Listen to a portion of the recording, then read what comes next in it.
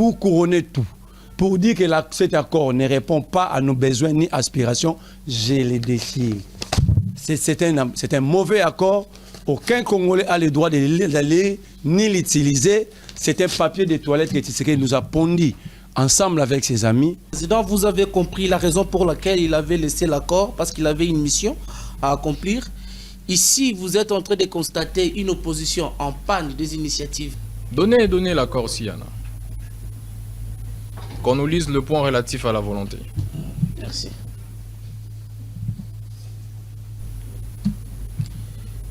Je suis toujours dans le préambule. Reconnaissant qu'une paix durable ne peut être obtenue par des moyens militaires, mais par la reconnaissance et la résolution des causes profondes du conflit. Est-ce qu'il y a quelque part, on a même cité volonté dans cette phrase? La volonté, ça fait partie de mes analyses en tant que politique. J'ai demandé une disposition de l'accord, pas vos analyses. L'accord prévoit plusieurs dispositions. Excusez-moi, Monsieur le Président. Allez-y. Tolérance dans la salle. Il argumente que cet accord ne nous amènerait pas à la paix. Oui, c'est une œuvre humaine. En soi, toute œuvre humaine est pétrie de déséquilibrations sur le plan de fond ou de contradictions flagrantes. Et moi-même, lorsque je lisais cet accord en fignolage, quand même, j'avais trouvé quand même quelques déséquilibrations. Mais le fait pour lui de dire que cet accord ne nous amènerait pas à la paix, je pense que c'est une argutie théorique spécieuse. Parce que lorsque vous jetez des critiques acerbes en estimant que cet accord ne nous amènerait pas à la paix, quand même vous devez être en mesure de donner des pis-aller ou des panacées. Mais dans votre discours, dans le prolégomène, vous n'avez pas proposé des pis-aller. En tout cas, merci beaucoup pour votre intervention qui a essayé un peu de recadrer certaines choses. Ici, je vois mon ami Merlin, il est expert à des allégations mensongères. Il nous amène un débat de la RI dans un cadre si sérieux, scientifique, où les élites sont en train de réfléchir comment trouver des solutions pour notre pays.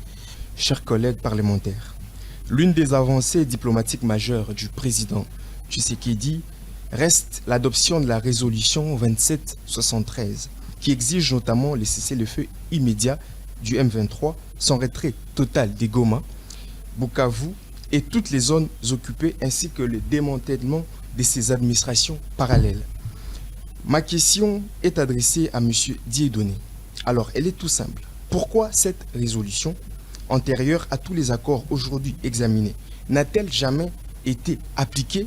Moi, je suis de ceux qui pensent que si ils ne veulent pas exécuter de plusieurs résolutions, de plusieurs accords qui ont été signés, des retraits immédiats, le gouvernement congolais va prendre ses responsabilités entre ses mains. Ils vont quitter de gré ou de force. Comment le gouvernement leur fera partir? Le gouvernement leur fera partir. Nos militaires sont là au front pour... mais ces militaires-là étaient là à Goma. Ils ont vu ces gens-là entrer et s'installer. Nous avions vu notre armée être infiltrée. Il y a eu plusieurs arrestations. Voilà pourquoi aujourd'hui, les gouvernements congolais sont en train de mettre des stratégies en place, afin de pousser le rebelle à l'application de tous les accords qui ont été signés, des résolutions qui ont été prises et surtout des retraits immédiats. C'est ça notre cheval de bataille. Il n'a répondu à aucune question. On lui parle de la résolution 2773. D'ailleurs, même l'honorable rapporteur s'est limité qu'au retrait du M23. Mais la résolution reconnaissait aussi la présence des militaires rwandais sur le sol du Congo. Le point 5 et le point 7 de la résolution. La résolution demandait aussi au Rwanda de retirer dans l'immédiat ses troupes du sol du territoire congolais. Et on demandait au M23 AFC non seulement les retraits, mais les cantonnages dans les Sabignons et pour les administratifs à Entebbe, en Ouganda, là où il était au départ. Mais mon frère n'a pas répondu. Il a fait le choix d'insulter, des qualificatifs négatifs ou de répondre. Alors que on avait un meilleur instrument international, d'une puissance, d'une grande portée. Mais on était ici. Tous, on était dans la joie d'avoir obtenu cette résolution. Qu'est-ce que Tshisekedi était allé faire à Washington? Parce que le Washington vient après la résolution.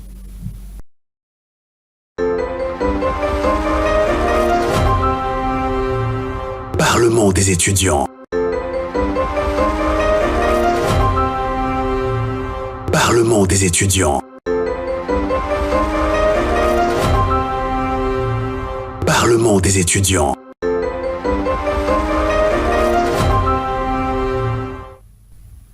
Honorables parlementaires, distingués invités, chers collègues, nous déclarons ouverte la plénière du Parlement des étudiants de séjour. Un seul point est inscrit à l'ordre du jour. Nous échangerons sur l'accord cadre signé à Doha entre le gouvernement congolais et les mouvements AFC M23, accord qui succède la déclaration de principe signée après l'accord de Washington. Nous voudrions savoir si cet accord est un pas décisif dans le processus de paix ou une manœuvre diplomatique des plus. Pour échanger sur ces sujets, nous avons deux invités d'honneur, M. Marley Vouvou, coordonnateur du MRC, et M. Dieudonné Kaninda, qui est cadre de l'Union Sacrée. Avec eux, nous allons débattre, et puis après, on prendra les questions de parlementaires. Nous accorderons 10 minutes à chaque invité pour nous faire son analyse de l'accord cadre, les points forts et les faiblesses, et surtout nous amener à comprendre si cet accord nous amène bien évidemment vers la paix ou pas. Après leurs 10 minutes, ils auront respectivement 5 minutes pour rencontrer ce que chacun de co-débatteurs aura déclaré, après quoi les parlementaires prendront parole pour leur questionner, tenant compte de ce que chacun aura déclaré. Je leur demande d'être rigoureux en termes de temps, parce que nous n'accorderons pas de mesures des grâces au regard du temps qui nous est imparti. Donc 10 minutes top chrono. Il faudra que vous vous arrangez pour dire tout ce qui est nécessaire dans les temps vous accordez. Sans plus tarder, nous allons commencer avec M. Dieudonné Kaninda, à qui nous accordons 10 minutes pour son allocution introductive.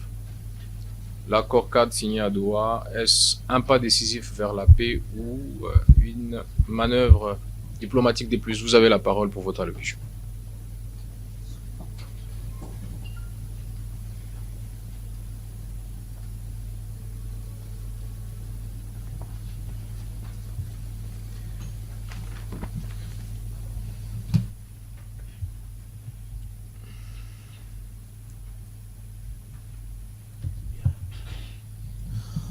Honorable Président, honorables membres du bureau, honorables parlementaires des étudiants, premièrement, avant de commencer d'analyser cette question sur l'accord qui a été signé avec le gouvernement congolais et le FC M23, laissez-moi d'abord saluer cette belle initiative qui est mise en place pour nous permettre de bien expliquer, en étant jeunes, de s'approprier de cette situation sécuritaire qui nous est imposée. Voilà pourquoi, dans cette occasion, je salue mon ami et frère Merlin Vouvou, avec qui nous allions partager des idées. Certes que les idées seraient un peu contradictoires, mais on reste tous patriotes pour travailler pour vouloir comment amener notre pays à l'émergence. Bien. Par rapport au sujet du jour qui nous est été invité de bien analyser l'accord qui a été signé. D'abord, premièrement, nous devons comprendre que la détermination du gouvernement de vouloir trouver la paix dans la partie Est qui était tout le temps menacée, attaquée, convoitée. Voilà pourquoi nous avions eu aujourd'hui, nous avons vu la détermination du gouvernement. Cette situation de l'Est, ce n'est pas une affaire du gouvernement seul, encore moins de Tshisekedi ou de Madame Judith Suminwa, mais c'est une affaire de tous les Congolais. Parce que comme nous avons l'habitude de dire, les hommes passent, mais les Congos restent. Aujourd'hui, les gouvernements partiront. Un jour, Tshisekedi sera appelé un président honoraire, mais le Congo restera. Nous sommes des Congolais. Nous n'avons qu'une seule nationalité, un seul passeport. Donc cette situation de l'Est n'a pas de couleur politique, n'a pas de appartenances ethnico-tribales. C'est une affaire des Congolais. Nous avons vu les gouvernements, nous avons entendu plusieurs discours des uns et des autres, de l'opposition tout comme nous, de la majorité, face à cette situation. Mais ici, il est très important d'éclairer l'opinion. Jeunes que nous sommes, de bien comprendre que cette situation d'insécurité de l'Est de notre pays, ça nous intéresse. L'accord qui a été signé à Doha, à Washington, et plusieurs assises à un seul objectif, c'est de retrouver la paix et la paix totale. Il faut que la paix puisse régner dans les parties occupées, dans le territoire pris en otage d'une manière irrégulière par des ennemis de la démocratie. Ici, avec moi, j'ai ce qu'on appelle l'accord cadre de Doha pour un accord de paix global entre le gouvernement de la République démocratique du Congo et l'Alliance Fleuve Congo et mouvement du 23 mars. Les gouvernements, nous avons été parmi de ceux qui ont milité, qui ont travaillé pour la consolidation des acquis. Contrairement à d'autres personnes qui pensaient, par exemple, il fallait engager la guerre, il fallait réagir. Mais le gouvernement congolais avait mis en place plusieurs fronts pour essayer de montrer à la face du monde que nos mains ne seront pas croisées ou encore on ne reculera pas. Parmi les fronts qui ont été mis en place, il y avait le front militaire, c'est-à-dire dans le front militaire, nos militaires qui sont au front, ils sont en train de défendre valablement l'intégrité territoriale comme leur serment exige.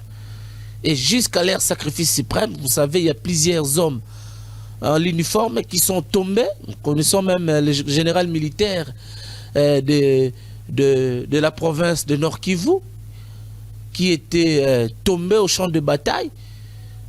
Donc les fronts militaires, nos militaires sont en train de sécuriser les territoires non occupés et sont en train de se battre pour enfin de trouver des solutions de récupérer les territoires occupés.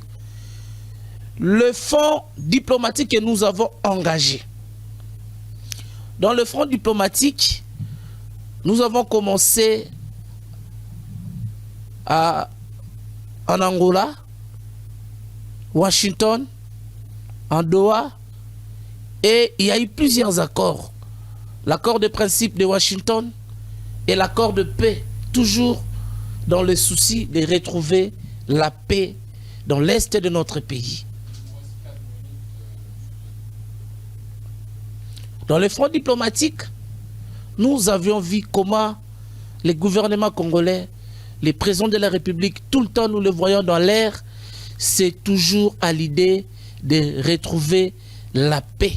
Ce n'est pas comme une opposante française qui se permet de traiter des voyages, de différents déplacements du président de la République, des touristiques, de je ne sais pas de quoi, mais ce voyage a pour un objectif de retrouver la paix dans la partie est de notre pays. Nous avions vu mettre en place le front judiciaire. Dans le front judiciaire, c'est-à-dire les gouvernements congolais, sont en train de documenter les violations des droits humains, tous les actes que les rebelles sont en train de commettre. Les Congo ou la République sont en train de documenter. Nous avions vu même des procès. Il y a eu des gens qui ont été condamnés, des arrêts par contumace, ça a eu lieu au niveau de la haute cour, au niveau de différentes juridictions de notre pays, toujours à l'idée de barrer la route à tout celui qui a l'intention. La constitution congolaise reconnaît l'opposition politique à tout celui qui aura l'intention de prendre les armes pour attaquer le pays. Moi, je suis de ceux qui félicitent les opposants qui mènent une lutte pacifique ici sur place au pays. Quand ils ont des revendications à faire, nous le voyons défiler dans plusieurs plateaux de la place, afin d'éclairer, de chercher à convaincre la population. Et c'est ça, c'est ce que nous voulons. Il y a aussi le front économique. Dans le front économique, nous connaissons les objectifs des rebelles. Et ils sont là pour piller nos ressources. Voilà pourquoi dans tous les accords qui sont signés, la République ne pas aller signer des accords pour brader nos ressources, nos richesses, où nous voulons la paix à tout prix. Non. La République est allée signer des accords afin de mettre fin total. Et nous sommes déterminés de mettre fin à cette situation qui a commencé depuis plus de trentaine d'années. Je crois, je vous recommande d'avoir le temps de lire l'accord qui est signé. Vous allez vous rendre compte que dans l'accord qui est signé, il n'y a ni l'intention, ni l'intérêt de vendre les pays ou encore de favoriser ce que les autres pensent que le pays de Lumumba sera balkanisé. Nous sommes de ceux qui pensent que le Congo ne sera jamais balkanisé. Le Congo, c'est un don béni. Voilà pourquoi, ici, sur place, je lance cet appel à la jeunesse congolaise que nous sommes, de s'approprier de cette situation, de mettre à côté nos divergences politiques. FCC, Union Sacrée, Lamouka. Ici, il est question de l'intégrité territoriale qui est menacée. Que tu sois étudiant, avocat, professeur, parlementaire, musicien, médecin, nous avons un devoir de défendre la patrie, de défendre les Congos, même jusqu'au point de sacrifice suprême. J'encourage même les jeunes qui sont en train d'intégrer l'armée afin de défendre l'intégrité territoriale. Car la situation de l'Est, c'est notre problème, c'est notre affaire. Nous sommes ici à Kinshasa, nous faisons tout ce que nous voulons, mais à l'Est, nos mamans sont violées. Le jeune, il y a un jeune parce qu'il n'a pas obéi à leur appel de Salomon. Il a été subi des coups de fouet jusqu'au point de perdre son âme. Donc ce sont des choses que chaque Congolais, partout où nous sommes, nous devions nous approprier afin de défendre l'intégrité territoriale. Car le problème de l'Est, je le répète, c'est un problème de tous les Congolais. Ce n'est pas seulement un problème de ceux qui sont au pouvoir aujourd'hui. Parce que la Constitution consacre le seul mode d'accès au pouvoir que par des élections. Nous devons barrer la route. Et je félicite la population congolaise pour la maturité politique qu'ils ont atteint parce qu'ils ne donneront pas de crédit à tout celui qui cherchera à prendre le pouvoir par les armes, par la force. L'article 64 de la Constitution que l'opposition cherche à appliquer, ça va aussi tourner contre eux. Car toute tentative de renversement d'un pouvoir légalement, constitutionnellement établi, légitimement, constitue une infraction.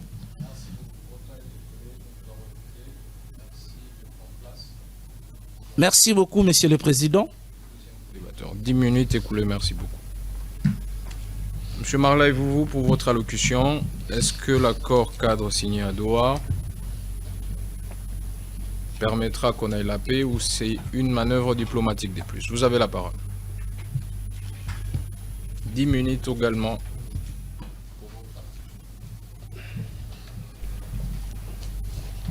Merci, Monsieur le Président. honorables membres du bureau, honorables députés et chers invités, je salue mon débatteur Dieudonné Kaninda, qui est un frère d'élite. À l'époque, on était tous activistes du mouvement citoyen. Mais avant de commencer mon propos, permettez-moi de profiter de votre tribune pour dénoncer un fait. Un fait qui ne peut pas rester, qui ne peut pas être toléré ou justifié.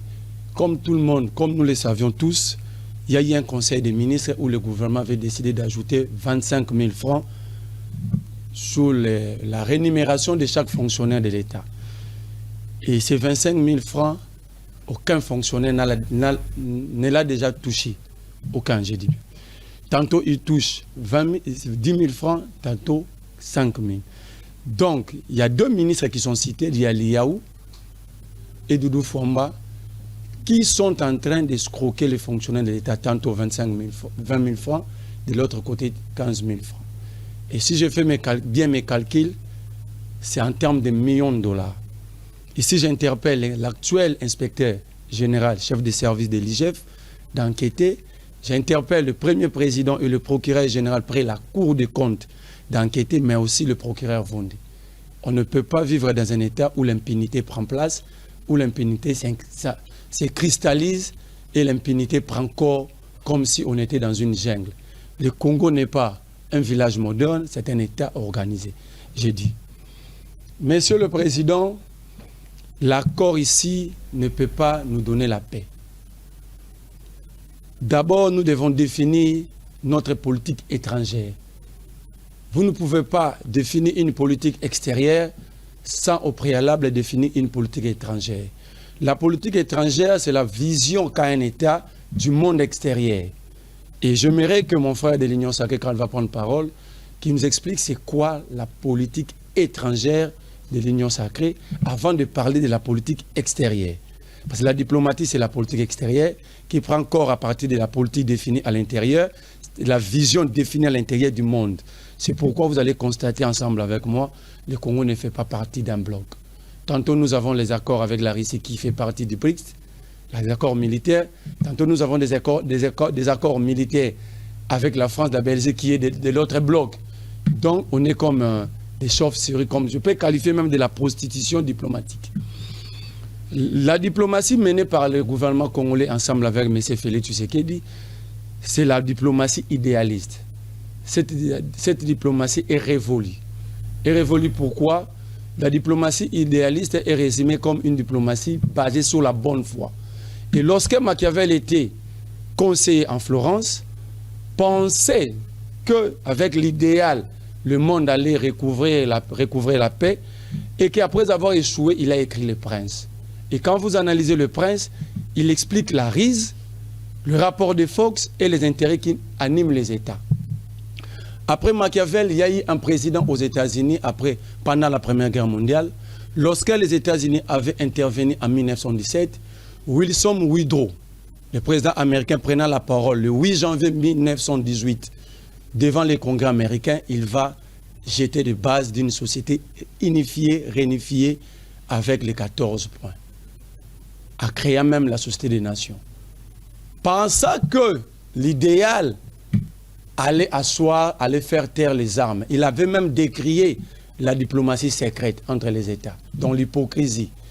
Alors qu'après la création des Sociétés des Nations, le monde a connu encore une autre guerre mondiale vers les années 40-45 et qui a poussé le monde à créer aujourd'hui ce que nous appelons les Nations Unies. Donc la philosophie ou la diplomatie idéaliste a montré ses limites.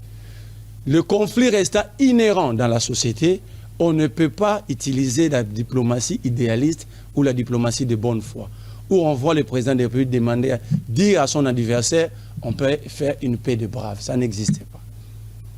Ou dire à une partie de la population au Brésil, nous aurons la paix parce que nous allons nous retrouver avec Kagame à Washington, nous allons signer les accords. Je voudrais aussi rappeler ici que les accords sont violés partout au monde selon les intérêts des États.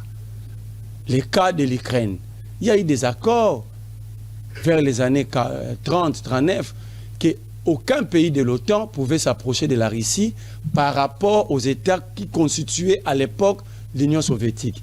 Mais comment est-ce que l'Ukraine est déchirée aujourd'hui? Parce que l'OTAN s'est approché de la mer Noire. Donc, il y a eu violation des accords. Les accords sont toujours violés. Il y a eu un accord ici en 2009, le 23 mars 2009, entre l'État congolais et la CNDP. Mais aujourd'hui, nous avons connu deux M23, 2012 et aujourd'hui, réclamant l'application de la même accord. Donc, les accords ne peuvent pas donner une paix durable à un État. Celles encore, je répète, les rapports de Fox. C'est les rapports de Fox qui imposent le respect et la dignité à chaque État. Premier défaut de Félix Tshisekedi, il n'organise pas de défilés militaires à chaque fête nationale du Congo. Ça fait 7 ans. Quand vous organisez, quand vous regardez le fonctionnement du monde, c'est pourquoi j'avais commencé par dire quelle est la politique étrangère définie par l'État congolais pour entamer directement cette politique extérieure. Quand il y a des défilés, vous allez voir les États-Unis sortir son arsenal militaire, même des armements nouvellement fabriqués. De l'autre côté, vous allez regarder la Russie, la Corée du Nord, les États. Ça s'appelle en relation internationale la dissuasion pacifique. Il vous reste 4 minutes. C'est-à-dire quand un État qui pensait vous attaquer, voit ce que vous avez en termes d'armement, ça le pousse à réfléchir 2 fois avant de vous attaquer. Lorsque nous avons déchiré ce corps-là, en refusant de montrer à la face du monde ce que nous possédons comme puissance, c'est là que nous sommes attaqués facilement. Il y a aussi une faute du côté de la compréhension de la géostratégie et géopolitique de la sous-région. On devait d'abord étudier la position géographique du Rwanda par rapport aux intérêts de la sous-région. 2, on devait comprendre quels sont les acteurs qui poussent le Rwanda dans la sous-région, pas au niveau international, pour nous attaquer. C'était une erreur d'appréciation, je l'avais dit, en 2022. On ne pouvait pas s'approcher du Kenya et de l'Ouganda pensant combattre le Rwanda. Ça ne peut pas se faire. Étant plus que le pouvoir actuel du Rwanda et l'émanation de l'Ouganda. Pour ceux qui l'ignorent, Kagame a géré le renseignement ougandais. Après avoir été recruté dans les camps de réfugiés en Ouganda, formé chez Mossad en Israël et dans les meilleures écoles de renseignement aux États-Unis, Kagame avait eu la charge de gérer le renseignement ougandais. C'est à partir de là que le calcul de la déstabilisation ou de l'exploitation illicite des minéraux congolais avait commencé. L'idée était née de là. Et vous allez comprendre, pour dire que nous commettons plusieurs erreurs dans les géostratégie et géopolitique, nous avons été attaqués actuellement pas par le Rwanda, mais par l'Ouganda. La cité de Bunagana n'est pas une cité frontalière entre le Congo et le Rwanda. Vous êtes à Bunagana. Pour atteindre la frontière du Congo et le Rwanda, vous faites 300 km. Pour ceux qui ont fait l'Est de la République, ils le savent. Je suis de l'Est. Donc, si le Rwanda a réarmé le M23, c'est-à-dire il a réarmé en Ouganda, en relation internationale ou en droit international, lorsqu'un État fait circuler des armes sur le territoire d'un autre État, c'est un acte de guerre. Pourquoi l'Ouganda n'a jamais réclamé? Pourquoi l'Ouganda avait ouvert ses frontières pour laisser le M23 attaquer le Congo via le Bunaga? Ça dit qu'il y a eu plusieurs erreurs dans les options que le gouvernement congolais a levées et nous payons le prix de nos erreurs, mais surtout le régime en place paye le prix de son refus d'écouter. Parce qu'à l'époque, moi j'avais dit, le mobile de cette guerre est différent. Quand vous écoutez Corneille Nangaa, le mobile de Corneille Nangaa est politique. Pour Corneille Nangaa, il y a eu violation de la Constitution. Tu sais qu'il a voulu changer la Constitution. Tu sais qu'il est là par Fox. Il est là parce qu'il n'avait pas gagné les élections. C'est renforcé encore en 2023 par la violation de l'article 58 de la loi électorale où on veut qu'on puisse avoir les élections pendant une journée. Mais il y a eu 7 journées d'organisation des élections. Alors que le mobile, quand vous écoutez Makenga, Willy Ngoma, Kagame, le ministre des Affaires étrangères du Rwanda, vous écoutez Bertrand Bisimwa, l'air mobile, ils sont motivés par les velléités expansionnistes et extensionnistes. Donc il y a 2 mobiles dans cette guerre. Pour eux, il faut protéger une minorité à s'accaparer d'une partie de notre territoire national. Pour Kagame, pour Mnanga et autres, les mobiles et politiques. J'avais conseillé au président de la République de créer un corridor politique, lui amenant jusqu'à ceux qui ont des mobiles politiques afin de déshabiller ceux qui ont des velléités expansionnistes et extensionnistes, chose qui n'a pas été prise en compte et qu'à cette époque, je l'ai dit ici haut et fort, j'étais qualifié d'un Somalien. On m'avait traité d'étranger pour avoir proposé une solution à une situation, comme disait Weber, comme disait Max Weber, vous ne pouvez pas résoudre une situation sans comprendre la situation, sans avoir étudié la situation à profondeur. Aussi longtemps, cette crise ne sera pas étudiée en profondeur, on ne traitera pas des causes profondes, on n'aura rien, ni aujourd'hui, ni demain, jeudi. Merci beaucoup, M. Marley, pour votre allocution. Mais à analyser vos discours, me semble-t-il, on n'a pas touché le point saillant du sujet inscrit à l'ordre du jour. En effet, nous devrions parler de l'accord cadre signé à Doha et analyser si cet accord est un pas vers la paix ou une manœuvre diplomatique. Mais que ce soit l'intervenant de l'Union sacrée, ni M. Marley, vous nous avez plutôt amené dans une démarche assez générale d'analyse des actions diplomatiques du pouvoir dans ses forces, selon le premier intervenant, et dans ses faiblesses, selon M. Marley. Je voudrais vous accorder les 5 minutes prévues pour que vous reveniez sur le point précis de l'accord cadre de Doha. Est-ce un accord qui va nous amener vers la paix ou une manœuvre diplomatique? Répondez à la question, parce que l'opinion mérite d'être éclairée à ces sujets. Donc cette fois-ci, revenez avec une précision à ces sujets. Vous rencontrez les co-débatteurs et vous fixez l'opinion sur le point précis de l'accord de Doha. Monsieur Dieudonné Kaninda, vous avez la parole. 5 minutes.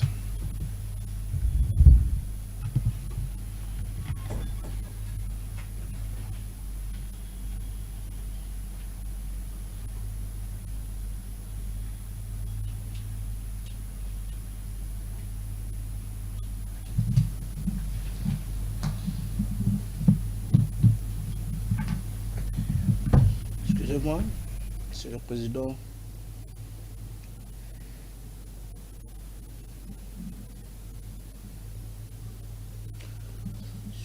Sur l'analyse de l'accord, si c'est un pas vers la paix,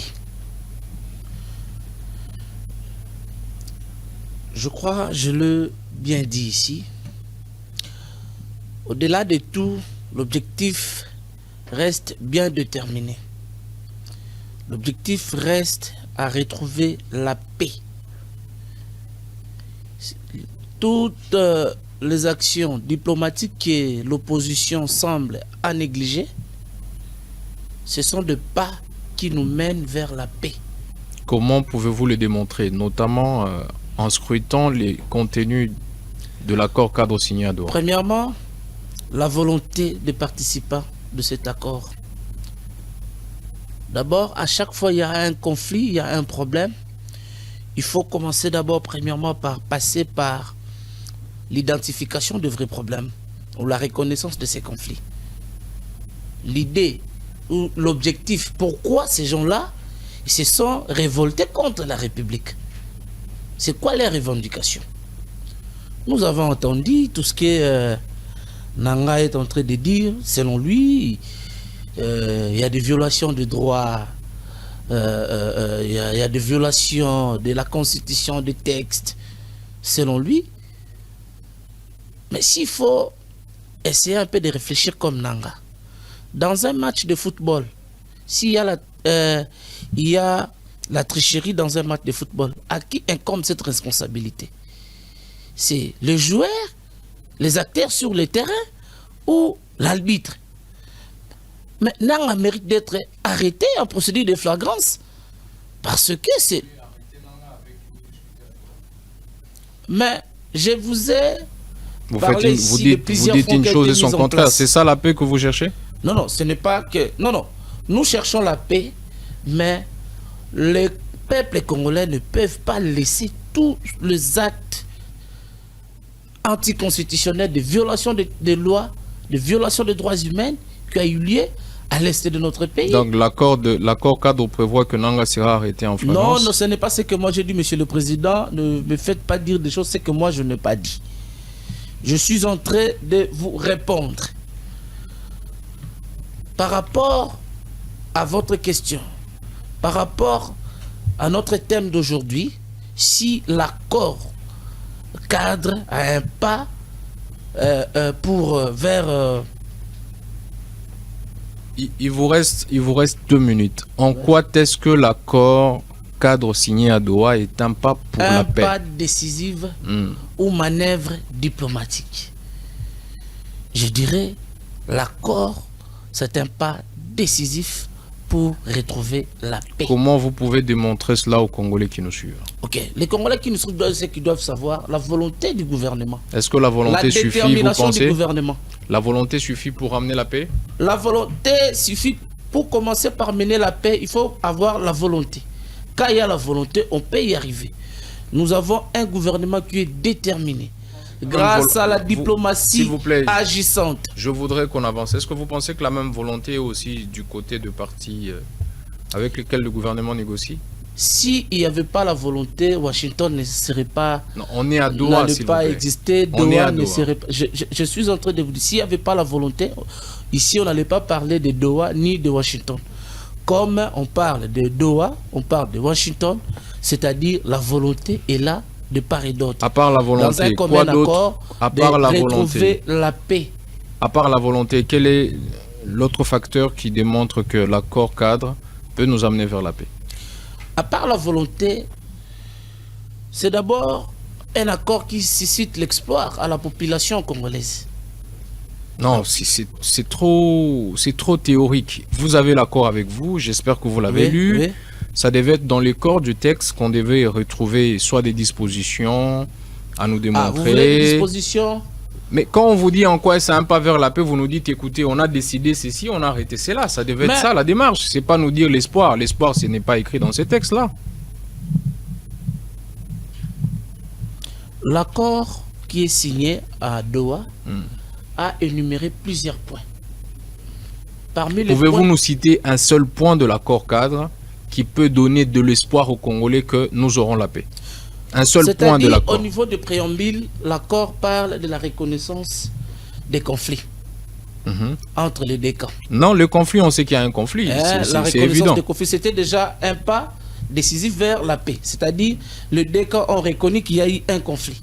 Non, ça on sait. C'est juste un rappel. C'est pourquoi c'est en préambule. Les deux camps ont reconnu qu'il y a eu un conflit. C'est ainsi qu'il faut trouver des solutions. Il faut faire de son mieux, de notre mieux pour enfin de trouver une solution permanente. Ensuite. Voilà pourquoi. Et il y a plusieurs points qui est énuméré, faute de temps. J'ai demandé juste un seul qui peut nous faire croire que cet accord va nous amener vers la paix. Un seul point de l'accord. Mais je vous ai dit l'accord de la volonté qui est là entre les deux parties. La volonté, c'est pas un point. Mais le fait déjà de retrouver les deux cas qui étaient en conflit, c'était impossible. Ça c'est un constat que vous faites. Dans les corps du texte, on a énuméré des choses, des protocoles, de ceci, de cela. Vous nous citez un point qui vous fait croire, vous, après lecture de l'accord, que ces points vont nous amener inévitablement vers la paix. Par exemple, le point de cessez-le-feu qui va nous vous savez à quand est-ce qu'on a commencé le cessez-le-feu? Mais si les amis qui sont avec nous en train de négocier avec nous ne sont pas animés de la bonne volonté pour... C'est comme ça que je vous parlais que la volonté ne suffisait pas. Non. Tolérance, s'il vous plaît, dans la salle. Le gouvernement congolais est tellement déterminé, sincère, enfin, de retrouver la paix permanente. J'ai l'impression qu'on ne se comprend pas du tout. Et non, on se comprend. Je vous accorde une minute. Vous voulez que je puisse vous donner une disposition dans cet accord qui peut garantir à la population congolaise qu'il y aura la paix. Vous pouvez me la donner, pourtant vous avez tout compris. C'est ce que vous voulez. Donnez-moi s'il vous plaît. Mais il y a plusieurs dispositions dans je demande une seule. Qui prouve que les Congolais doivent s'attendre... J'ai dû donner une seule de toutes ces dispositions-là, une seule. Vous nous la lisez d'ailleurs. Mais je vous ai dit l'accord déjà... l'accord de la volonté qui est là. Donnez-moi le point qui part de la volonté, s'il vous plaît. C'est quel point? Je vais lire dans l'accord. Les points qui partent de la volonté. Donnez-moi l'accord qui est là. Donnez l'accord s'il y en a. Qu'on nous lise le point relatif à la volonté. Merci.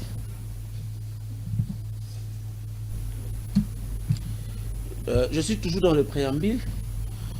reconnaissant qu'une paix durable ne peut être obtenue par des moyens militaires, mais par la reconnaissance et la résolution des causes profondes du conflit. Est-ce qu'il y a quelque part, on a même cité volonté dans cette phrase? La volonté, ça fait partie de mes analyses en tant que politique. J'ai demandé une disposition de l'accord, pas vos analyses. L'accord prévoit plusieurs dispositions. Excusez-moi, Monsieur le Président. Allez-y. Tolérance dans la salle. C'est par exemple le mécanisme... S'il vous plaît. Allez-y, Monsieur Dieudonné. Je suis dans l'introduction. Et Objet et champ d'application. Point 2. Le mécanisme de surveillance et de vérification du cessez-le-feu signé le 14 octobre 2025. est-ce que ce mécanisme-là est en vigueur? Et ça peut nous garantir qu'il y aura la paix? Bien sûr. Merci beaucoup. Monsieur Marley, vous pour votre allocution. Question. L'accord cadre plutôt nous amène vers la paix ou c'est une manœuvre diplomatique? Merci, Monsieur le Président. Je crois avoir répondu à cette question d'une manière globale. Arrangez le micro Mais du comme vous coordonnateur. voulez, d'une manière détaillée, je vais le faire. Mais permettez-moi de commencer par recadrer mon frère de l'Union sacrée. Vous l'avez vu bégayer, s'agiter inutilement ici. J'ai déjà dit, en grosso modo, j'ai démontré comment les accords sont violés. Parce que les États sont animés que par les intérêts. On n'aura jamais la paix, je l'ai dit. Jamais. Alors jamais. Le Congo, c'est l'unique État-église. C'est l'unique État-paroisse. Un pays, un État qui est dirigé par des abbés, des prophètes, qui pensent qu'il y a la bonne foi. Il n'y en aura jamais. On peut avoir la paix, mais jamais la sécurité. À l'instar de 2013, lorsqu'on avait défait l'M23, il y a eu des ADF qui découpaient les Congolais à l'est de la République. Donc il y a plusieurs mécanismes. Il y a des guerres par procuration, il y a des guerres asymétriques. Pour avoir la paix, il faut d'abord commencer par restaurer l'autorité de l'État. L'État restant, le seul Léviathan, qui garde la puissance, l'État doit faire vivre cette puissance. Et l'État a tous les moyens. A le mécanisme mis à sa disposition. Il y a l'armée, le service des renseignements. Nous parler de l'accord, c'est une insulte face aux Congolais. Je commence d'abord par recadrer mon frère de Nekanda. Il a dit, nous avons choisi la diplomatie, une mauvaise option, parce qu'il n'a pas défini la politique étrangère de son camp politique. Comment est-ce qu'ils sont allés en politique extérieure sans commencer par définir, sans avoir une compréhension globale du fonctionnement mondial. Donc, premier défi. Deuxième problème, il a fustigé dans sa première prise de parole le dire de Marine Le Pen. Traitons le président d'un voyageur. Mais oui, aucun président au monde, pendant 7 ans, a pu effectuer plus de 600 voyages. Aucun, qui nous cite un. Nous avons passé 3 semaines où les avenirs étaient bloqués. En quoi le Congo a gagné? Ce sont des dépenses supplémentaires. C'est une manière de faire saigner le caisse de l'État inutilement. Parce qu'on ne gagne rien. Il a encore dit que le gouvernement est en train de documenter. Donc ça veut dire ici, le gouvernement s'est transformé à une fondation, à une ONG. Au lieu de se battre pour protéger, c'est la mission principale d'un État, d'un gouvernement, de protéger l'intégrité du territoire, de protéger sa population, mais le gouvernement se donne un autre travail, de documenter les violences, des femmes violées, des personnes tuées. Alors jusqu'à ce que le gouvernement va publier un livre de violations. On aura un gouvernement, un jour, ils vont nous publier un livre documentant déjà rapport mapping. Il dit, je suis d'accord avec les opposants ici, qui sont ici sur place. Non, vous nous torturez chaque jour. Moi, je souffre de l'hydrocèle, je n'ai jamais pris les armes. Torturer le 25 mars 2023 sur le boulevard du 30 juin. Vous êtes d'accord avec qui? Vous êtes des violents. S'il faut aller loin, vous êtes des bandits. Cette Soukoune a été pris comme un poisson à l'aéroport de Njil. Il a pris les armes. Moukeba est pris à 19h un dimanche, chez lui, cagoulé. Son fils de mineur braqué. Il avait pris les armes. Nous parlons de quoi? Nous prenons ces tribunes comme si c'était pour blaguer ou dire quoi? La chaîne de Louis France Couzé qui s'est scellée, une chaîne de télévision scellée par la demi-app. C'est ça la démocratie? C'est ça être d'accord avec ceux qui sont ici? Vous êtes d'accord avec rien. Vous êtes d'accord avec vous-même. Il dit, l'accord ne veut pas vendre le pays. Moi, je ne parle pas de la vente. Je vais démontrer ici, dans l'accord, que vous avez accepté la balkanisation de ces pays. Moi, il vous reste 2 minutes. Je ne parle pas de la vente. Il vous reste 2 minutes. Allez-y droit au but. Il nous demande de mettre nos divergences de côté et de parler au pays. On discute avec des personnes de bonne foi. On discute avec des personnes de bonne foi. Ceux qui sont au pouvoir doivent manifester leur volonté de faire taire les divergences. Ce n'est pas à moi, Marley, j'ai quelle signature. Ce n'est pas à Fayoulou, ce n'est pas à Kabila, à Jean-Marc Kaboun. Nous avons quelle signature. Quand tu sais qu'il fait des caprices ici, je suis le seul à convoquer les dialogues. Qu'il convoque. Je vais convoquer ces dialogues, non pas avec les Congolais inféodés par l'étranger, alors que c'est lui le plus inféodé de nous tous par l'étranger. Qui voyage chaque jour ici? Qui va à l'étranger chaque matin, chaque midi, chaque soir? Non, voyager. Non, attends. Mais justement, le président est inféodé. Il a même. Pour lui, c'est génétique. Vivre à l'étranger, c'est vraiment génétique. Non, c'est ce que j'ai dit, voyager, aimer l'étranger et être inféodé. Si je comprends votre recadrement, il va dans des voyages touristiques. Être inféodé veut dire qu'on a une idéologie étrangère, qu'on est parrainé. Mais Tshisekedi y en a, je vous donne un cas. Nous sommes au mois de novembre 2020. Tshisekedi voulait basculer illégalement la majorité ici. Il envoya Bisselé le père à son âme, Tété Kaboué, pour expliquer à Kagame, Bisselé le vivant, qu'il veut basculer la majorité. Quelle est l'idée de Kagame? Ce n'est pas être inféodé par l'étranger. Ah, on va vérifier l'information. Vous avez le temps. Allons-y dans l'accord. Il vous reste 2 minutes, s'il vous plaît. Il dit encore des tueries. Il parle de l'article 64. Cet article, tu dois le prendre d'une manière transversale pour Goma et Kinshasa. L'article dit nous devons nous opposer à tout individu ou groupe d'individus qui veut nous diriger par force et en violation de la présente constitution. Tu sais qu'elle nous dirige par violation, en violation de l'actuelle constitution. Je vous balance l'article 58 de la loi électorale. Cette disposition de la loi électorale voulait que nous puissions organiser les élections à une journée, pas à un jour, à une journée, et c'est précis, de 7h à 17h. Comment sommes-nous arrivés à 7 jours? Ce n'est pas dirigé par Fox. Donc, elle est Nanga, elle est Tshisekedi, ici, il y a le M23 là-bas, il y a le M22 ici. Tous nous dirigent par violation. M. Marley, on vous a compris. S'il vous plaît, le temps. Je suis maintenant dans le temps, s'il vous plaît. Mais il a dit quelque chose que je ne peux pas laisser comme ça avant de... 30 secondes. J'ai une seule disposition. Sinon, on vous coupera la parole. J'ai une seule disposition que je vais lire. Oui. Il dit, lorsqu'il y a un match de football, s'il y a arbitraire ou tricherie, la responsabilité va incomber à l'arbitre et celle. Non, je voudrais les rappeler que le sport, c'est un domaine aussi de la politique. Il y a ce qu'on appelle la politique sportive. Lorsque les arbitres ont été corrompus en Italie, et les arbitres et les clubs, la Juventus, ils avaient tous subi, à l'époque, vous allez vous rappeler, la Juventus a été reléguée en seconde division. Donc c'est une mauvaise compréhension du monde footballistique. Allons-y dans l'accord. En quoi l'accord n'amènera pas la paix? Quelles sont les dispositions? Déjà, ça ne va pas ramener la paix parce que la nature des belligérants n'est pas connue. Quelle nature? L'accord ne le précise pas. J'ai voulu une disposition. La disposition 3, page 4 de l'accord. Disposition intérimaire en matière de sécurité, désarmement, disposition intermédiaire, je pense. Laisse-moi, je vais lire. J'ai voulu les grands points et puis j'ai voulu les sous-points. Ok. Disposition intérimaire en matière de sécurité, désarmement, démobilisation, réintégration DDR. Premièrement, le DDR n'existait plus. C'est un mécanisme que nous avons utilisé entre 2003 et 2007. Le mécanisme nous avait permis de faire le brassage et mixage. Aujourd'hui, nous parlons de PPDDRCS.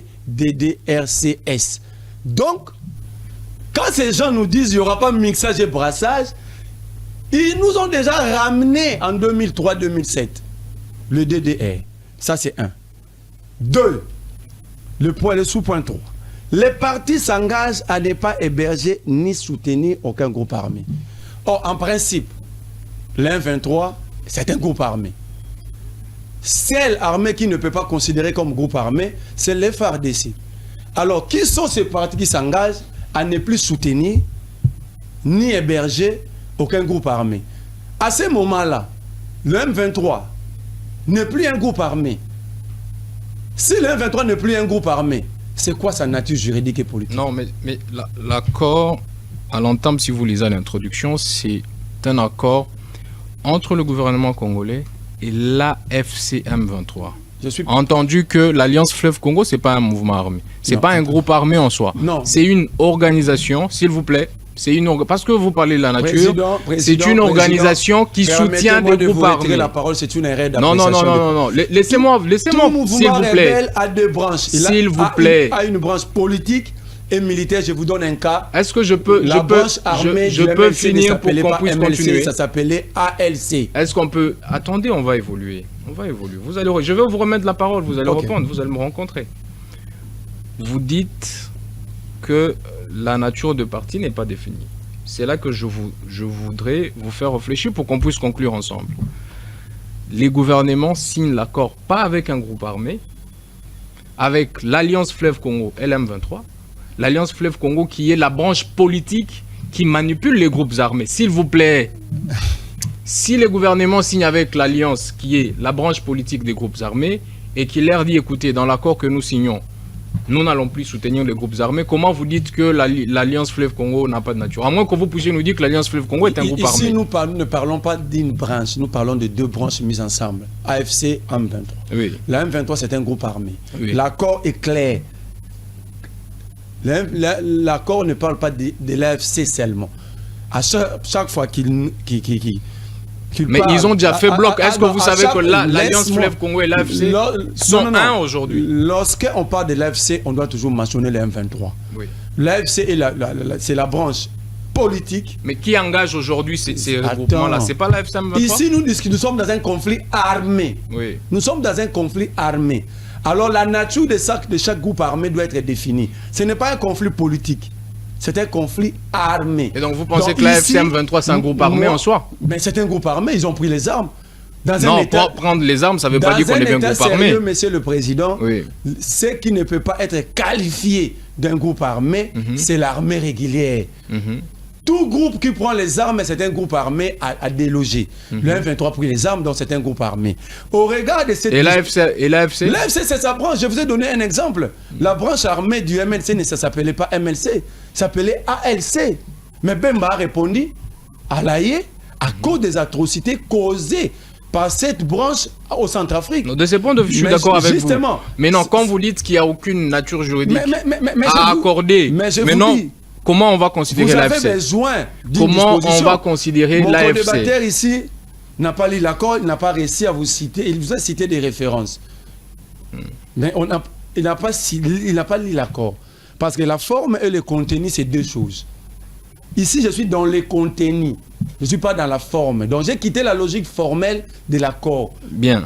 Je suis Évoluant. dans la- Quelle est dans l'autre le fond. disposition Le qui fond vous ici, c'est prouve on dit qu'il n'y aura le- pas de paix? Le parti s'engage. D'abord, avant de parler paix, nous devons définir la nature de chaque protagoniste. Est-ce que Vous c'est ne- fondamental pour vous retrouver la ne paix? pouvez pas me demander d'aller faire une paix avec quelqu'un que je ne maîtrise pas, que je ne connais pas. On dit bien clairement, le parti s'engage à ne pas héberger. Donc, les deux partis hébergent des groupes armés. Est-ce que mon frère qui est du pouvoir peut nous dire quel est le groupe armé hébergé par l'État congolais? Commençons par là. Les deux partis s'engagent à ne plus héberger. Ça veut dire les deux, quand ça s'entrequise, le M23 héberge des groupes armés, l'État congolais héberge. Quels sont les groupes armés hébergés par l'État congolais? C'est une faiblesse diplomatique. De l'autre côté, ni soutenir. Est-ce qu'on peut évoluer? Ça se Je suis compris, en on train peut d'évoluer. évoluer. Oui. Pour dire qu'il n'y aura pas paix. En une Parce minute, que et la on va nature passer aux questions. La nature du groupe en face de nous n'est pas connue. Est-ce que c'est un groupe armé ou c'est un État? Parce que si le M23 peut traquer des groupes armés, donc il prend une partie de la mission dévolue aux FARDC. Donc ça devient un groupe reconnu par l'État légalement. Donc nous avons des branches. Nous avons les Congo oriental et les Congo occidental avec des armées. Moi je voudrais ici, cette question, que vous puissiez la poser à mon frère de l'Union Sacrée. Je laisse l'accord ici, j'ai encerclé pour qu'il ne puisse pas se perdre, qu'ils nous disent c'est quoi, Merci au regard de beaucoup. cette disposition, c'est quoi la nature juridique et politique du M23, je laisse l'accord. Merci beaucoup. On va prendre la première intervention, honorable Aboubakar, pour son allocution, et l'honorable Freddy, c'est pas grave. Très rapidement, honorable Aboubakar. Vous ne vous sentez pas bien? Vous êtes sûr? Vous dites? L'honorable Freddy pour son allocution.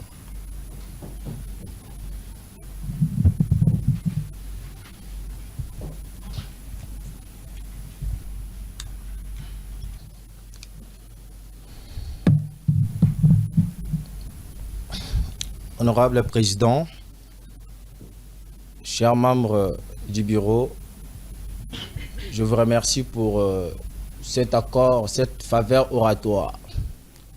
Et je salue aussi les interventions de nos invités.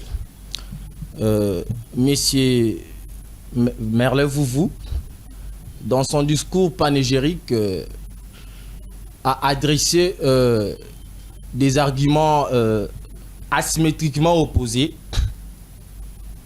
qui s'inscrivent dans le cadre de l'inexistence de la paix découlant de l'accord précité. Alors, je pense que une telle réflexion pourrait nous amener dans une posture d'entropie politique au lieu de procéder à une posture de paix. En ce sens que il argumente que cet accord ne nous amènerait pas à la paix. Oui, c'est une œuvre humaine. En soi, toute œuvre humaine est pétrie de déséquilibrations sur le plan de fond ou de contradictions flagrantes. Et moi-même, lorsque je lisais cet accord en finolage, quand même, j'avais trouvé quand même quelques équilibrations. Mais le fait pour lui de dire que cet accord ne nous amènerait pas à la paix, je pense que c'est une argutie théorique spécieuse.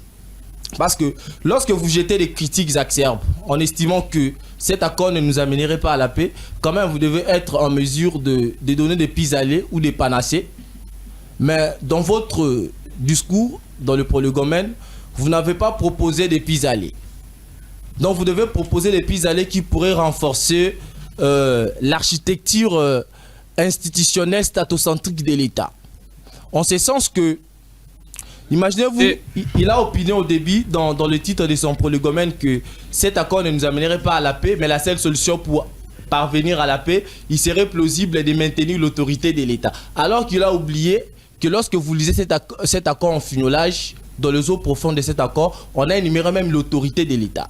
La restauration de l'autorité de l'État. Donc je pense que c'est une contradiction flagrante et il doit même extirper dans son univers, parce que je donne même raison au président de la République lorsqu'il dit que nous devons changer notre constitution. Mais c'est Merle-Vouvou, lorsque tout va mal au Congo, dans un secteur bien déterminé, il s'attaque au président de la République, même dans le domaine des sports. Alors qu'il oublie que l'article 90 de la Constitution dit-il que la politique de la nation est déterminée par le gouvernement. Veuillez chuter, honorable Freddy. Sous la contrôlabilité du Parlement.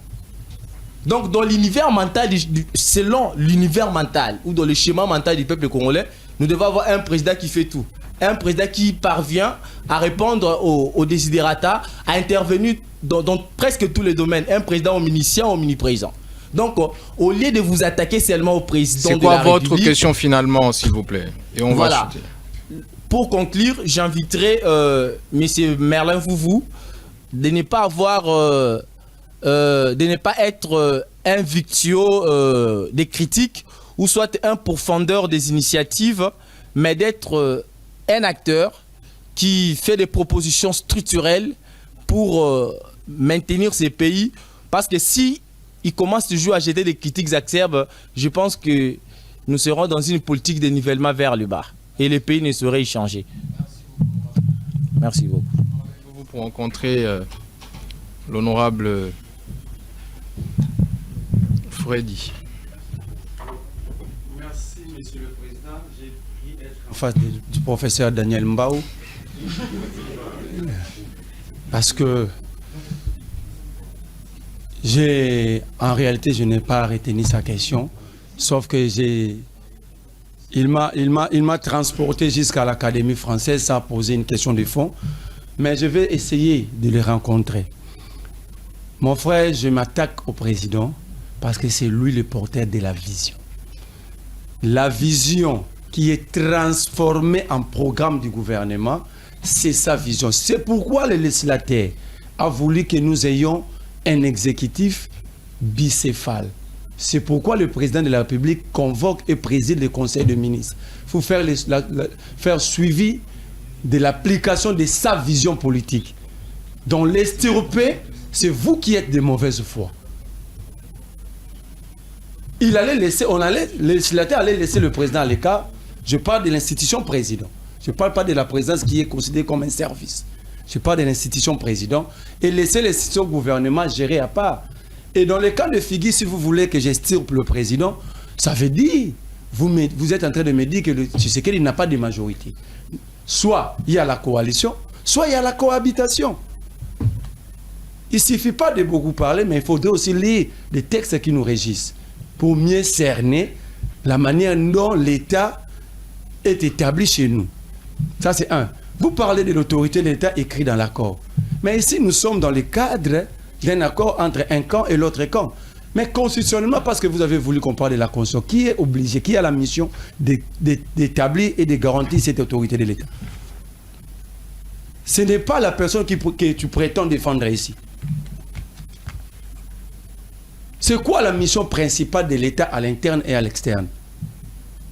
La mission principale de l'État en international, c'est de faire des guerres à d'autres États, pas principalement. Mais parmi ces missions à l'intérieur, c'est de faire des guerres. C'est pourquoi Machiavel vous dit, la puissance d'un État est aussi montrée par ses velléités expansionnistes. Ne venez pas dédouaner les gens ici. Mais la mission principale de l'État, c'est, à l'intérieur, c'est de sécuriser les frontières et le peuple. Et c'est pourquoi le président a plusieurs attributions. Il est en même temps magistrat suprême, commandant suprême des forces armées et de la police. Où était-il, lui, le commandant, lorsque Bunagana a été attaqué? C'est la question profonde. Si vous y étiez, vous avez le souci, comme vous semblez le démontrer ici, posé à Tshisekedi, monsieur le commandant suprême, où étiez-vous lorsque nos frontières ont été ouvertes et qu'aujourd'hui, ces gens arrivent jusqu'à Goma? Ce n'est pas à l'accord de rétablir l'autorité de l'État, mais c'est à ceux qui ont le mal-être de l'État de faire vivre réellement la puissance de l'État. C'est pourquoi parmi les mécanismes, nous avons l'armée, nous avons les services de renseignement, nous avons tout ce qu'il va. Alors, si je me donne aussi l'élite de vous poser la question parce que vous prétendez défendre Tshisekedi, qu'est-ce que Tshisekedi a fait de notre armée pendant 7 ans? Il a promis de payer chaque militaire $500. Pouvez-vous nous citer le dernier mois où un militaire a touché $500? Tout ça, ce sont des problèmes. Ne venons pas quand on parle pays avec l'idée de fanatisme ou de quoi. Parlons pays et discutons. Vous dites que moi, je n'ai jamais proposé. J'ai cité 2 propositions ici. J'avais proposé au président de créer un corridor politique pour séparer les 2 mobiles de la guerre. Le mobile politique et le mobile animé par les velléités expansionnistes. Ça, vous n'étiez pas là, je crois.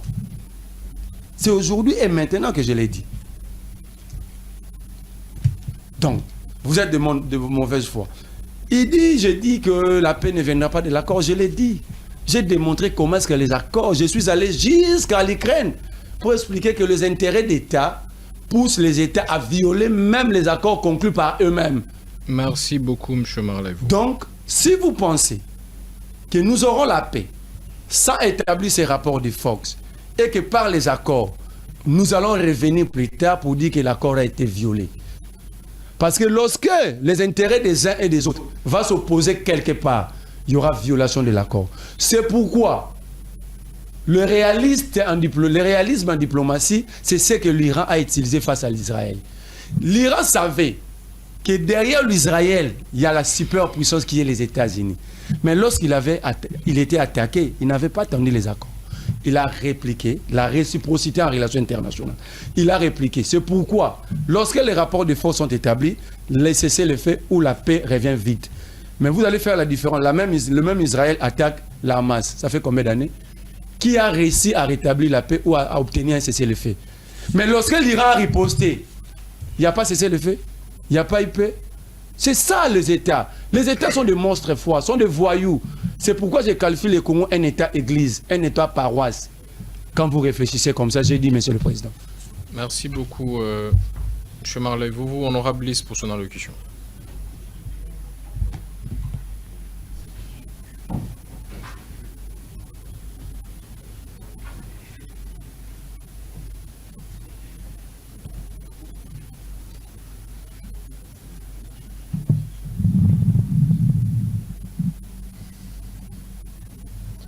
Honorable Président, honorables membres du Bureau, chers collègues, c'est en l'affirmation de M. Marley Vouvou, la paix ne découle pas des accords, mais du rapport des forces.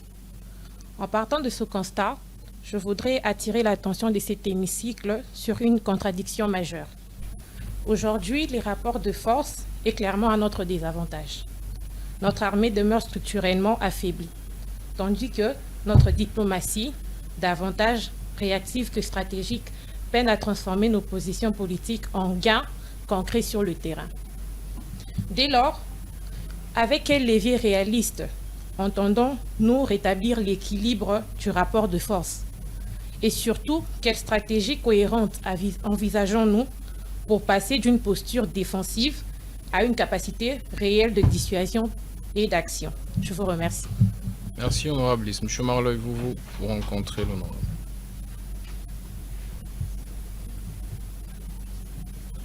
Merci, Monsieur le Président. Une question pertinente.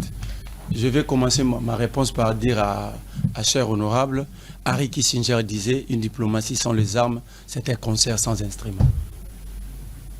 C'est Henry Kissinger et appuyé par Otto von Bismarck, un ancien chancelier allemand. Je vais répondre à ta question. Je ne dis pas que la diplomatie, elle est mauvaise, mais on doit avoir une politique diplomatique. Je l'ai dit ici. On ne peut pas avoir une politique extérieure que vous qualifiez de la diplomatie sans au préalable définir la politique étrangère. D'abord, c'est quoi notre compréhension du monde? Quand nous allons comprendre, nous allons réussir à comprendre le fonctionnement mondial, on va définir notre bloc. Le monde international a des blocs. Est-ce que nous sommes du BRICS? Aujourd'hui, qui gagne les terrains par rapport au bloc impérialiste qu'on qualifie de l'OTAN avec les États-Unis? Quelle est notre position? Moi, je suis sidéré de voir mon pays aujourd'hui n'avoir aucune politique étrangère. Parce que quand je vois le ministre de la Défense de mon pays conclure des accords militaires sur l'armement et formation des militaires avec la Belgique, avec la France, avec l'Allemagne, ça c'est l'OTAN. Mais le même ministre va encore conclure des accords avec la Russie, les accords militaires. Donc, on ne sait pas ce qu'on fait réellement. À sachant que le deux blocs est chapeauté par deux superpuissances. La Russie de l'autre côté, les États-Unis. Il y a l'hostilité. Et le monde international, c'est un monde d'hostilité. Il n'y a pas de confiance. On peut conclure un accord maintenant. Nous sommes à 13h. À 14h, on explique aux Américains que vos intérêts ne sont pas là-bas. C'est au Rwanda. Ils vont tourner Kazakh. Je l'ai dit, le monde international, tout ce qui a essayé d'utiliser la diplomatie idéaliste, ces gens-là ont échoué. Le monde, c'est les rapports de force. Comment est-ce que nous allons établir ces rapports de force? Vous dites que notre armée est affaiblie. C'est ça la défense de l'État. C'est ça la défense de l'État. Où étions-nous quand l'État s'effondrait devant nous? Quand l'État était en train d'être déconstruit devant nous. Non, maintenant la question c'est, ok, l'armée est affaiblie, on fait quoi? On vous attend dans les propositions. On ne peut pas affirmer, ok, l'armée est affaiblie. Il y a une crise de leadership au sommet. La même armée avait dit... Que faut-il, M. Marley? Je suis en train de dire non. Oui. Il faut changer de leadership. Parce que la même armée avec Mamadou... Attendant les prochaines élections, c'est plus simple. Non. Le leadership, ça peut être la même personne, mais le faire accompagner de véritables techniciens. Lorsque le Bounagan était attaqué, et que tu sais que dit, publier le gouvernement Samaloukondo D, avant une semaine, moi, je peux vous produire des notes, j'avais écrit au président. lui demanda de trouver dans la réserve du Congo le vrai technicien en retraite et faire de ministre de l'Intérieur, de ministre de la Défense. Des hommes qui ont combattu. Nous avons Didier Toumbano. Sous son leadership, nous avons défait le M23 avec Mamadou Ndala. Pourquoi les laisser dans la réserve pendant que le pays est attaqué? Dans tout pays du monde, dans la diplomatie militaire, on fait toujours recours aux réserves. Pourquoi nous refusons? Veuillez chuter, nous avons s'il le vous plaît. général Baramoto qui est ici, qui a combattu même au Tchad. Pourquoi on ne fait pas recours à ces gens? Nous avons les Liwanga ici. Nous avons le meilleur ministre de l'Intérieur de ce pays. Donc c'est que vous proposez, il faut qu'on prenne ces vétérans-là et qu'on les... Pas pour qu'ils aillent faire la guerre, parce qu'ils n'ont plus d'énergie. Non, pour des stratégies. Mais de porter leur stratégie. Ils ont étudié avec l'argent de l'État dans les meilleures écoles. À tout moment que le pays est attaqué, nous avons besoin d'eux. Vous suivez les documentaires lorsque Barack Obama voulait à tout prix finir avec Oussama Ben Laden. Avant de décider sur le SEAL, le Navy SEAL, il avait fait appel à un vétéran de la Deuxième Guerre mondiale. Merci beaucoup. Pourquoi? Pour utiliser son expertise. Ici, refusant tout ça, nous allons tenir le même discours. L'armée est affaiblie, nous sommes infiltrés. D'ailleurs, l'espionnage en relation internationale est accepté. On va se faire espionner 1 milliard de fois. Si on ne prend pas garde, nous allons continuer de plairer. Merci beaucoup. Honorable Exaucé pour son allocution. On va prendre 2 questions pour M. Dieudonné aussi et on va chuter.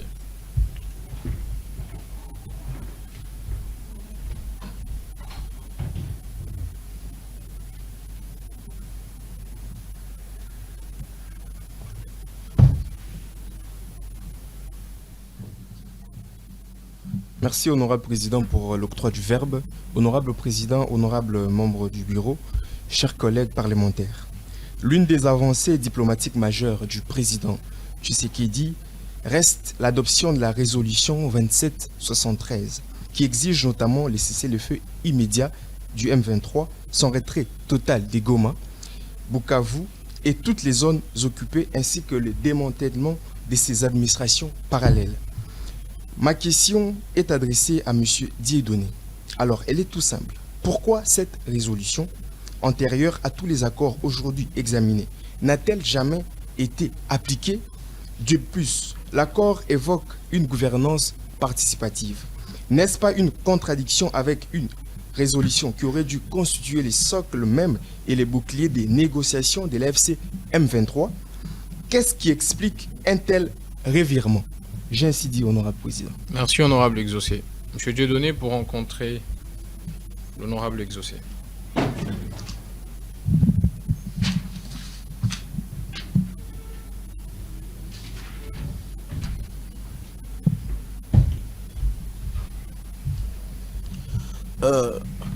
Merci beaucoup, honorable président, honorable membre du bureau, honorable chers parlementaires. Vous savez, sur cette question, nous devons rester patriotes. J'ai aimé l'intervention de l'honorable professeur Daniel Mbao.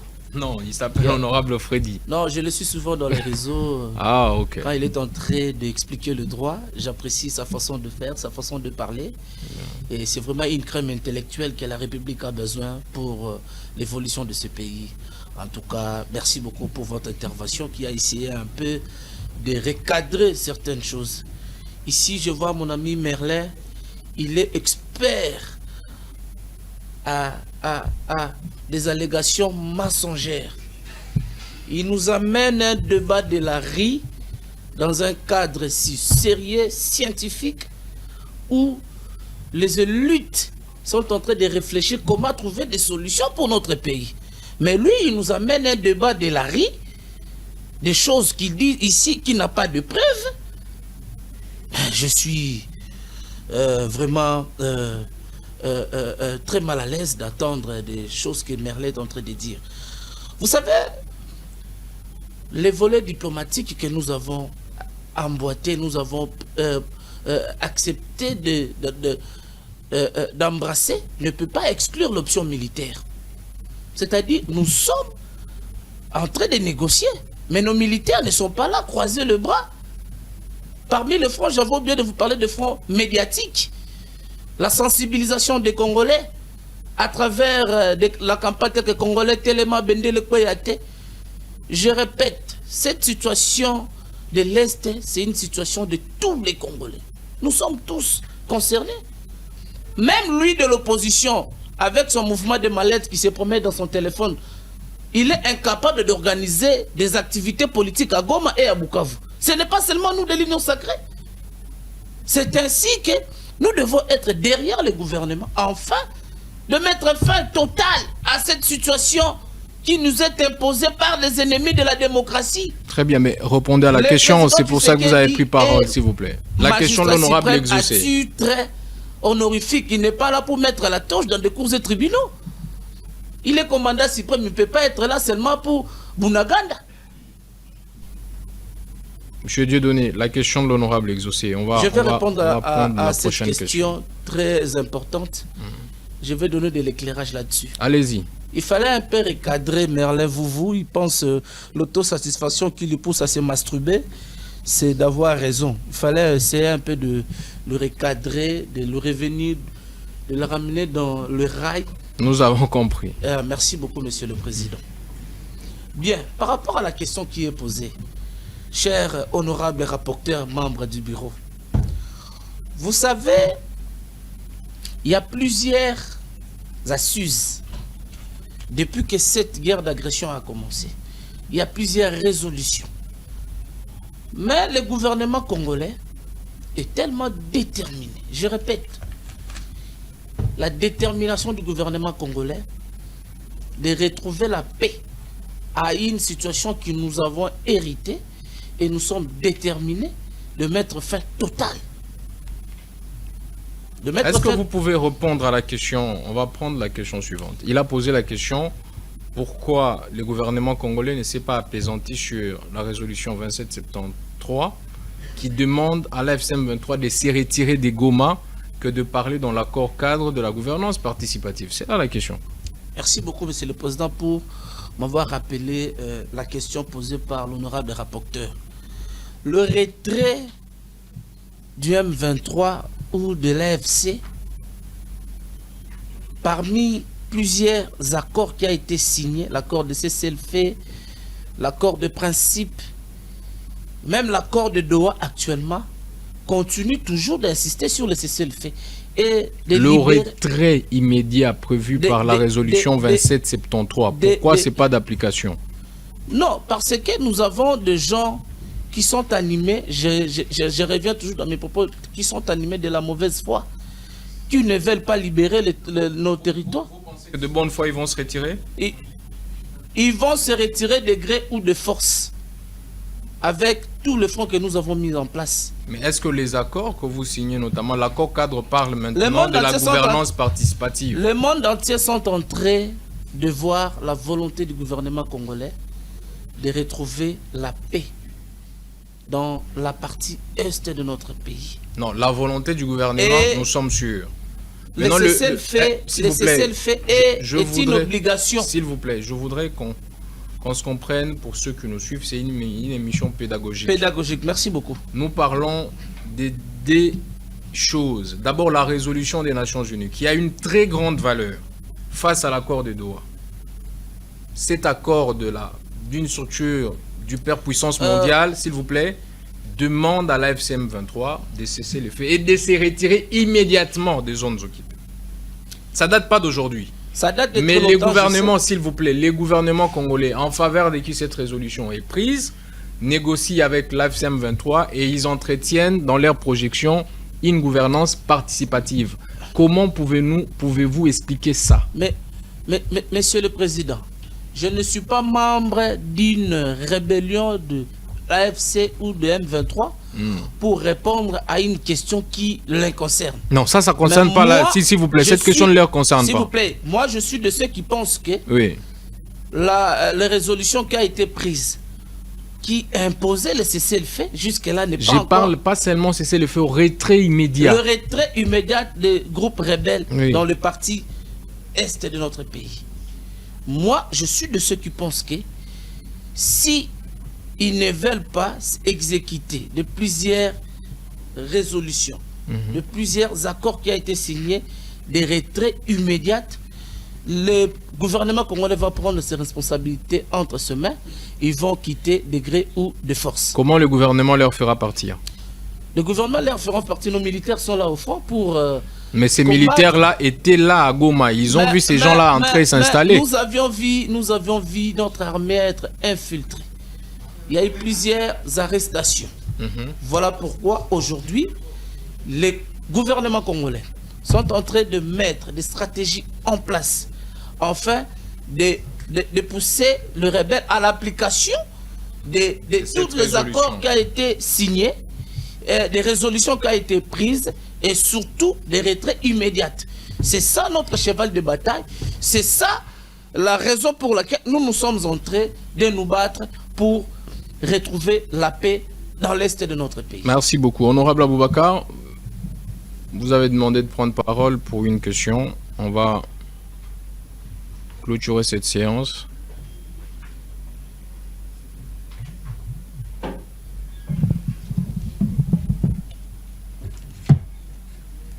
Merci, honorable président, pour la parole octroyée. Honorable président, honorable membre du bureau, distingués invités, chers collègues, recevez mes salutations journalières. Comprenez-moi bien que ma voix ne répond pas. Je me suis vu dans l'obligation de ne pas laisser cette question comme ça. Donc, permettez-moi d'adresser la question à M. Dieudonné. Alors, M. Dieudonné, nous aimerions savoir, au regard des enjeux nationaux, quels sont les éléments techniques, politiques ou administratifs qui, concrètement, bloquent aujourd'hui la signature de l'accord de Washington. J'ai l'honneur le président. M. Dieudonné pour rencontrer l'honorable Aboubakar.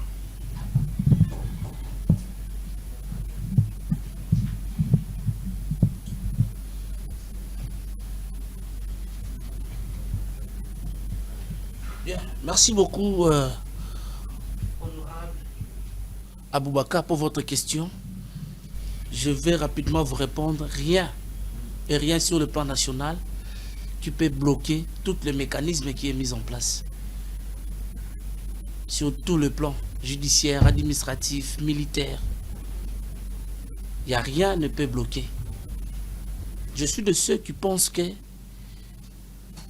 nous devons nous approprier de cet accord, d'expliquer à la population congolaise de bien fondée que ceux qui ont l'idée de balkaniser ce pays, qu'ils puissent comprendre qu'il y a une jeunesse qui s'est levée pour barrer la route. Qu'ils puissent comprendre qu'il y a des jeunes conscients dans ce pays qui n'acceptera pas la manipulation. Voilà pourquoi je réponds à la question de l'honorable Aboubakar et rien, et encore rien ne peut empêcher tous les mécanismes mis en place d'avancer ou d'évoluer. Merci beaucoup. Merci, Monsieur le Président. Je vais accorder 2 minutes. On commence avec M. Marley, vous pour la clôture, et vous revenez pour 2 minutes et on clôture les débats. Merci beaucoup. Très rapidement, 2 minutes top chrono, s'il vous plaît. Merci, Monsieur le Président. La séance est pédagogique. J'ai suivi mon co-débatteur utiliser des verbes et des mots non vaccinés, mais mon indication ne me permet pas de répondre.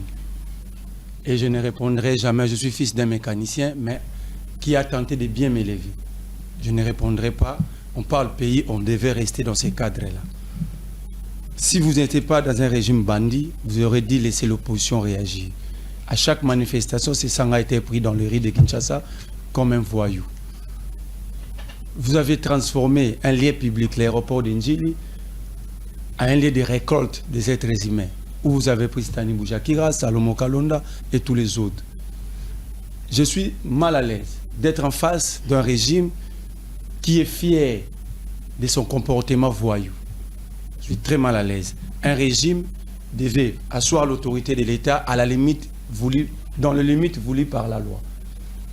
Mais c'est jouir parce que vous agissez dans le mal et qualifier les autres de faibles. D'ailleurs, je vais te répondre sur cette question en profitant des réponses de tous les membres de l'Union sacrée qui tient ça sur la place publique, que l'opposition a pété. Mais parce qu'il n'y a rien à casser. Pendant les 37 ans, l'IDPS avait tout vidé. Le 10 Transco, Transkin, le route, des bâtiments, Vous allez alimenter avant d'arriver au siège de l'UDPS. Tous les sièges des partis politiques ont été brûlés le 19 septembre. Merci beaucoup. On n'a plus rien vos à 2 casser. minutes sont Et c'est écoulées. très mal à l'aise. Un régime qui pense construit, mais il veut voir le peuple descendre dans la rue pour qu'il y ait encore des cases. Or, vous aurez dit être dans la joie. Vous avez une opposition tranquille. Construisez. Vous Merci nous demandez beaucoup. de casser quoi? Merci beaucoup. Je réponds, mais je vais aller vite. J'étais en train de conclure. Oh là là, Vous lui mais avez posé la les 2 question. minutes sont épuisées. S'il vous plaît, accordez-moi. Parce que des questions sont... Il n'a pas répondu, il n'a répondu à aucune question. On lui parle de la résolution 2773. D'ailleurs, même l'honorable rapporteur s'est limité qu'au retrait du M23. Mais la résolution reconnaissait aussi la présence des militaires rwandais sur le sol du Congo. Le point 5 et le point 7 de la résolution. La résolution demandait aussi au Rwanda de retirer dans l'immédiat ses troupes du sol du territoire congolais. Et on demandait au M23 AFC non seulement les retraits, mais les cantonnages dans les Sabinyo et pour les administratifs à Entebbe, en Ouganda, là où il était au départ. Mais mon frère n'a pas répondu. Il a fait le choix d'insulter, des qualificatifs négatifs ou de répondre. Alors que on avait un meilleur instrument international, d'une puissance, d'une grande portée. Mais on était ici. Tous, on était dans la joie d'avoir obtenu cette résolution. Qu'est-ce que tu sais qu'il était allé faire à Washington? Parce que le Washington vient après la résolution. Il était allé faire quoi? Merci beaucoup.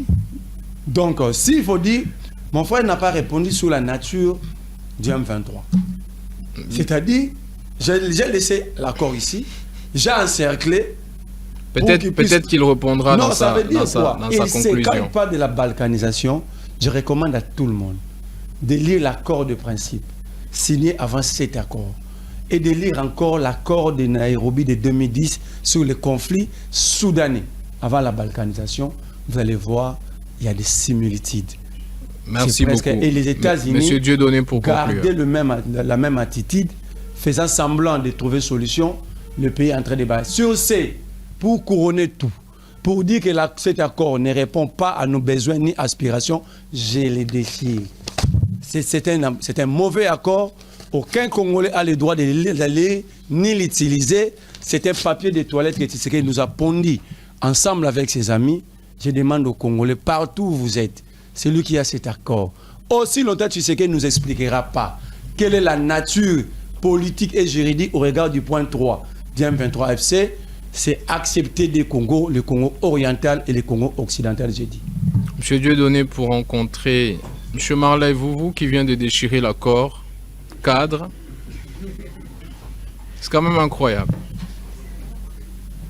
Merci, Monsieur le Président. Vous avez compris la raison pour laquelle il avait laissé l'accord, parce qu'il avait une mission à accomplir. Ici, vous êtes en train de constater une opposition en panne des initiatives. Nous, dans ce pays, nous avons fait l'opposition.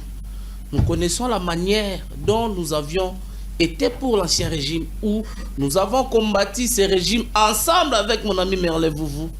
Nous avons descendu dans la rue, Kabila dégage, Kabila trop c'est trop, pas de troisième mandat. Mais aujourd'hui, je vois mon ami Merlin est devenu pire kabiliste que Chadari, que Mova, que India Omari. Il défend la Kabila avec beaucoup d'énergie. Le même régime que lui-même, il a dénoncé sa mauvaise gestion. Aujourd'hui, quand je vois l'opposition ici de plusieurs interpellations à la justice, je ne sais pas comprendre dans ce pays, quand tu deviens opposition, vous êtes devenu privilégié des juridictions, on ne pouvait pas mettre la main sur vous. Quand on met la main sur vous, on va monter au créneau dans les différents médias de la place pour dénoncer. C'est comme si les cours et tribunaux dans notre pays n'ont plus le droit de faire le travail, surtout quand il s'agit d'un opposant. Je sais comment les opposants d'aujourd'hui sont en train de monter des scènes.